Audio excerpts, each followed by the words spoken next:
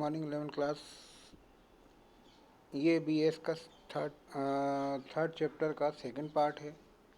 इसके पहले मैंने आप लोगों को जो है इस चैप्टर में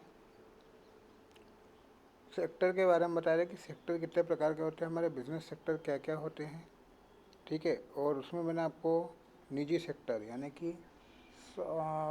एक प्राइवेट सेक्टर के बारे में आपको चीज़ें बताई थी। और प्राइवेट सेक्टर के पहले प्राइवेट सेक्टर में क्या क्या चीज़ें होती हैं वो भी मैंने आप लोगों को बता दिया है, जैसे sole trade, joint Hindu family, partnership, cooperative society और कंपनीज़।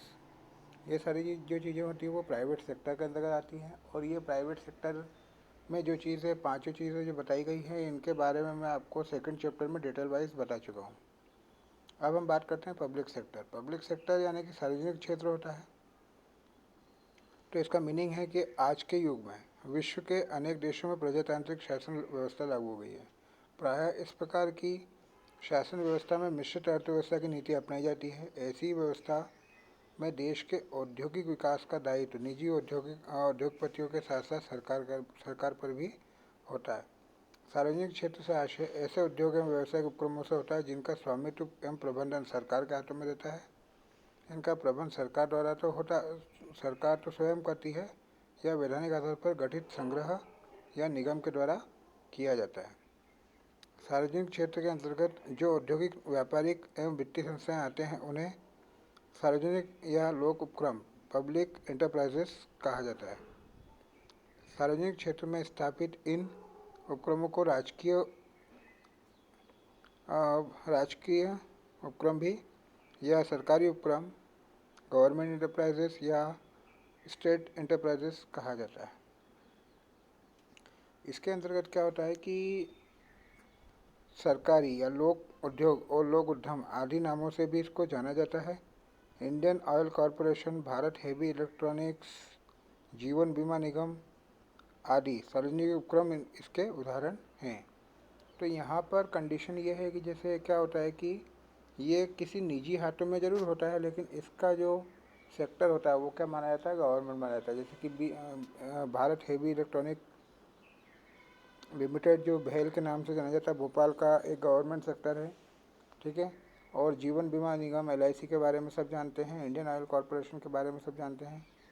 तो ये सब चीज़ें क्या हैं कि किसी प्राइवेट सेक्टर के हाथों में रहती है। कोई प्राइवेट सेक्टर इसका एजेंट हो जाता है या कोई इसका ऑफिस खोल के बैठ जाता है। ये सारी चीज़ें जो हैं वो एक प्राइवेट व्यक्ति के द्वारा चलाई जाती है, लेकिन इसका जो स्वामित्व होता है वो हमेशा गवर्नमेंट सेक्टर में होता है। दूसरे शब्दों में इसकी अलग अलग परिभाषाएं देकर रखी है। जैसे प्रोफेसर हैंस के अनुसार सार्वजनिक उपक्रम से आशय सरकार के स्वामित्व एवं संचालन के अंतर्गत आने वाले औद्योगिक, कृषि, वित्तीय तथा वाणिज्यिक संस्थानों से होता है। तो जो सरकार के स्वामित्व के अंतर्गत आते हैं। अब कृषि व्यवसाय भी जो होता है वो सरकार के अंदर आता है, लेकिन इसको करता कोई एक प्राइवेट व्यक्ति ही है, ठीक है। औद्योगिक सेक्टर जो है सारा, जैसे अपना जिसको हम बोलते हैं कि उद्योग, सारे के सारे इंडस्ट्रीज जितनी भी है सारी जो है वो सरकार के अंडर में आती है, लेकिन इसको कोई कमर्शियल व्यक्ति ही करता है, जो कोई प्राइवेट व्यक्ति होता है या वाणिज्यिक संस्थाएं जितनी भी होती हैं।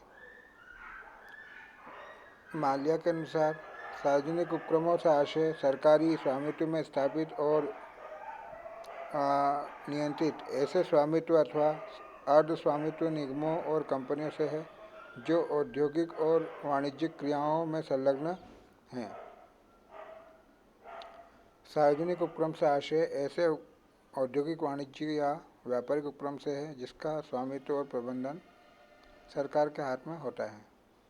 तो समझ में आ गया होगा आप लोगों को कि ऐसा उद्योग या ऐसा उपक्रम जिसका स्वामित्व क्या है, सरकार के हाथ में होता है, लेकिन इसको संचालित एक प्राइवेट व्यक्ति ही करता है, एक प्राइवेट कंपनी करती है, जिसको संचालित प्राइवेट व्यक्ति करती है। जैसे आज की डेट में हमारे यहाँ क्या हुआ है कि सारे के सारे जो सरकारी कार्य हैं वो सारे क्या होते हैं कि गवर्नमेंट के ने ठेके में दे दिए हैं। जैसे कि हमारा इलेक्ट्रॉनिक डिपार्टमेंट, हमारा आ, नगर निगम का जो डिपार्टमेंट है वो भी इलेक्ट्रॉनिक डिपार्टमेंट है, वो भी ऐसे बहुत सारी चीज़ें जो हैं वो गवर्नमेंट ने क्या करा है कि इनको ठेके में दे दिया है, लेकिन इस पर संचालन जो है वो किसका है, गवर्नमेंट का होता है। जैसे कि हमारे बिजली विभाग को भी इन्होंने क्या करा है कि ठेके में दे रखा है। जैसे आपने मूवी देखी होगी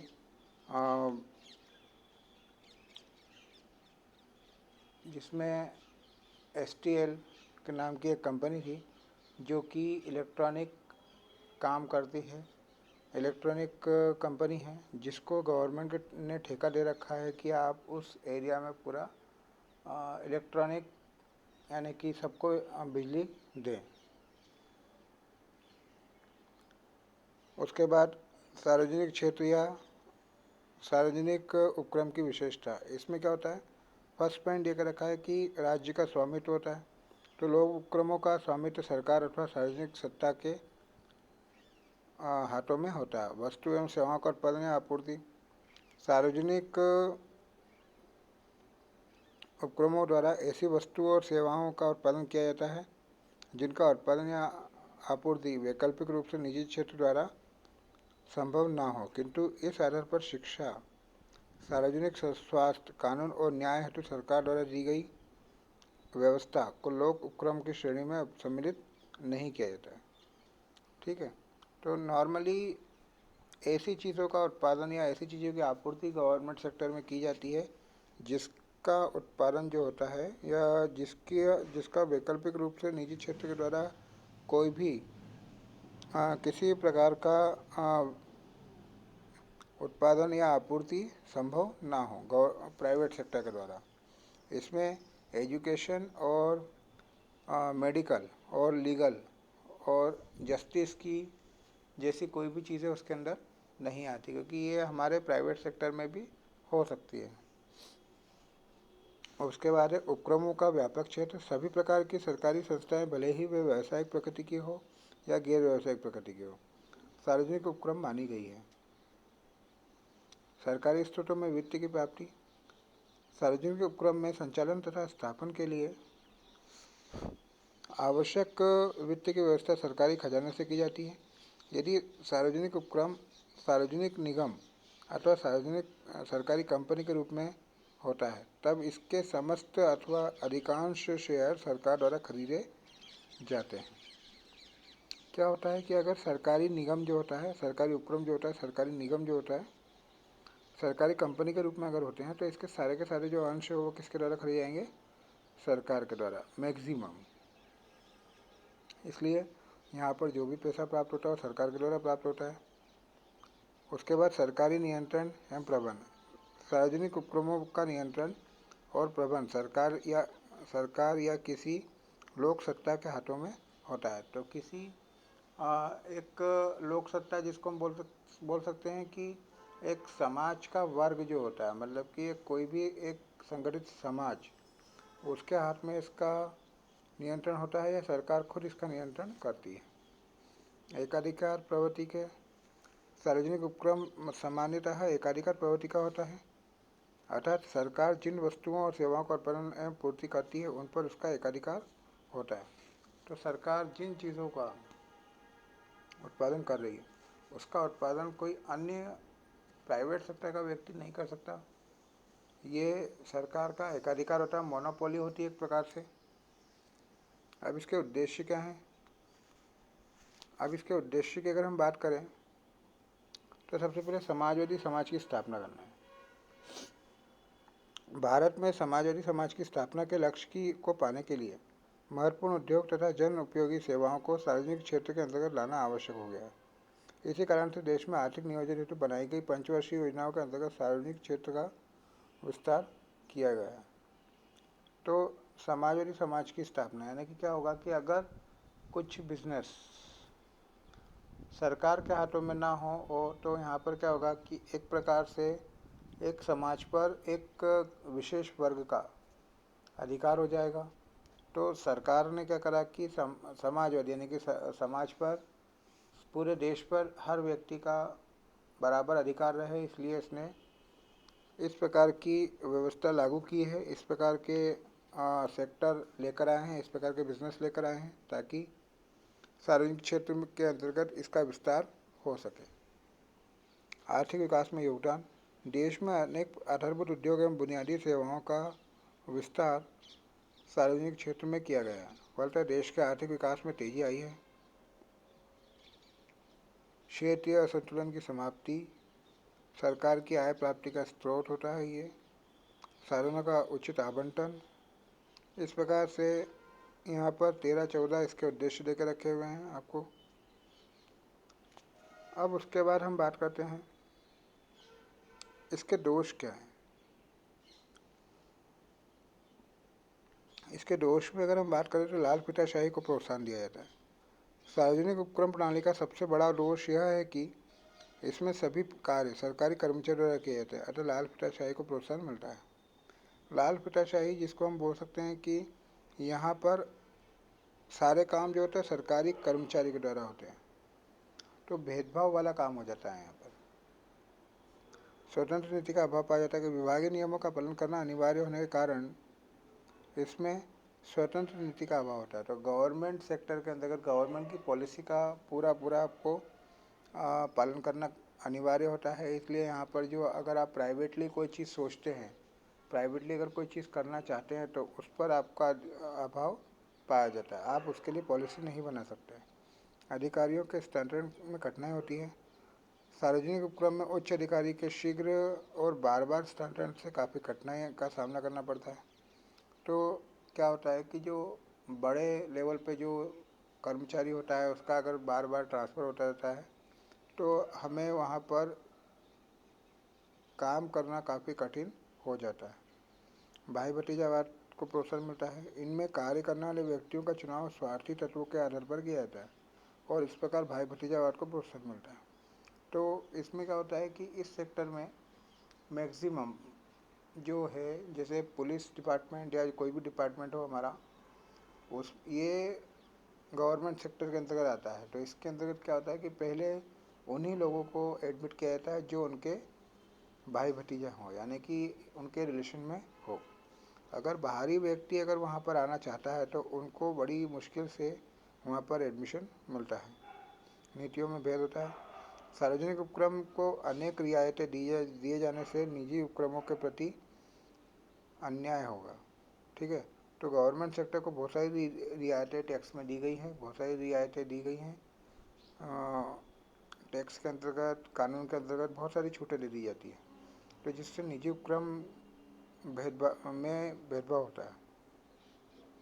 व्यक्तिगत रुचि का अभाव पाया जाता है। तो सार्वजनिक उपक्रम में व्यक्तिगत रुचि का अभाव के कारण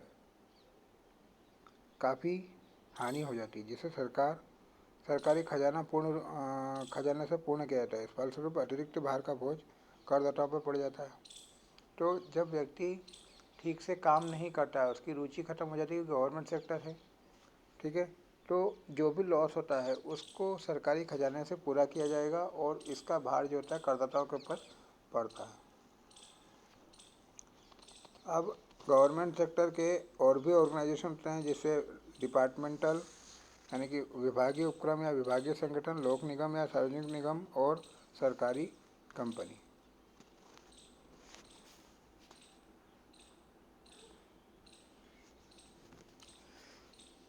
तो डिपार्टमेंटल अंडरटेकिंग फॉर और डिपार्टमेंटल ऑर्गेनाइजेशन, इसमें क्या क्या आएंगे। सार्वजनिक या राजकीय उपक्रम का वह स्वरूप जिस पर सरकार का पूर्ण स्वामित्व रहता है तथा सरकार द्वारा उसका प्रबंधन एवं संचालन किया जाता है, विभागीय उपक्रम कहलाता है। सार्वजनिक उपक्रम का यह सबसे प्राचीन एवं प्रमुख स्वरूप है। इसकी स्थापना मंत्रालय द्वारा एक विभाग के रूप में की जाती है। इस प्रकार से स्थापित किया गया विभाग सरकार के अधीन होता है तथा इसका कोई पृथक अस्तित्व नहीं होता है। प्रबंधकों के रूप में उच्च स्तरीय शासकीय अधिकारी IAS नियुक्त किए जाते हैं। उपक्रम या विभाग में कार्यरत कर्मचारी शासकीय कर्मचारी की भांति होते हैं।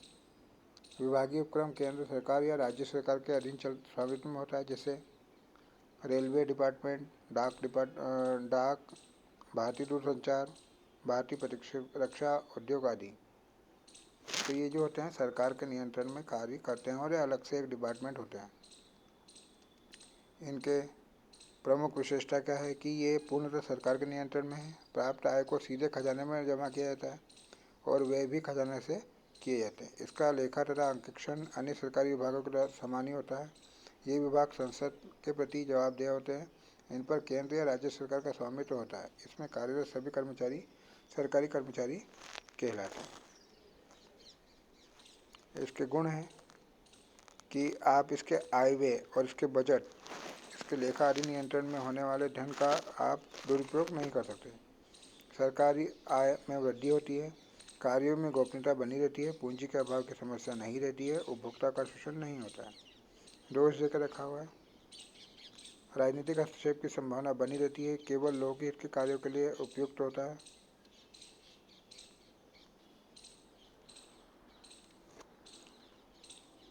इनमें कार्य की शिथिलता पाई जाती है। भाई भतीजावाद को प्रोत्साहन मिलता है। इसी प्रकार से पब्लिक कॉरपोरेशन होता है। पब्लिक कॉरपोरेशन भी वही कंडीशन है कि लोक निगम से आशय ऐसे सरकारी उपक्रम से होता है जिस पर सरकारी नियंत्रण तो होता है किंतु व्यावसायिक नीतियों को स्वयं तैयार करते हैं। मतलब यहाँ पर क्या हो गया कि इनकी स्थापना संसद के विशेष अधिनियम द्वारा की जाती है। तो नियंत्रण तो सरकार के हाथों में है, लेकिन इसकी जो पॉलिसी है वो व्यावसायिक नीतियाँ जो हैं वो वहाँ का जो अधिकारी है वो खुद तैयार करता है। जैसे कुछ चीज़ें यहाँ पर जैसे हैं भारतीय जीवन बीमा निगम, भारतीय औद्योगिक बीमा निगम, भारतीय साख प्रतिभूति निगम, पोर्ट ट्रस्ट, भारतीय रिजर्व बैंक, भारतीय यूनिट ट्रस्ट, राज्य वित्त निगम, इंडियन एयरलाइंस आदि। ठीक है। इसकी विशेषता सेम उसके जैसी ही रहेगी। इस पर सरकार का नियंत्रण रहता है। इसका प्रमुख उद्देश्य सेवा भावना होता है, जबकि लाभ कमाना गुण कार्य होता है। इनका सरकार से पृथक वैधानिक अस्तित्व रहता है। लोक निगमों की प्रकृति वाणिज्यिक होती है। बजट, लेखा, वित्त आदि सरकारी नियंत्रण से मुक्त रहते हैं, क्योंकि ये सरकार के अधीन तो हैं लेकिन उनके अनुसार काम नहीं करते। लोक निगम के गुण, लाभ और इसके दोष, ये सब आप अच्छे से अंडरस्टैंड कर लें, अच्छे से पढ़ लें। आपका ये थर्ड चैप्टर का सेकंड पार्ट आज ख़त्म। यहाँ पर अगली क्लासेस में मैं आपके इसके और भी सेक्टर्स के बारे में बताऊंगा। Thank you.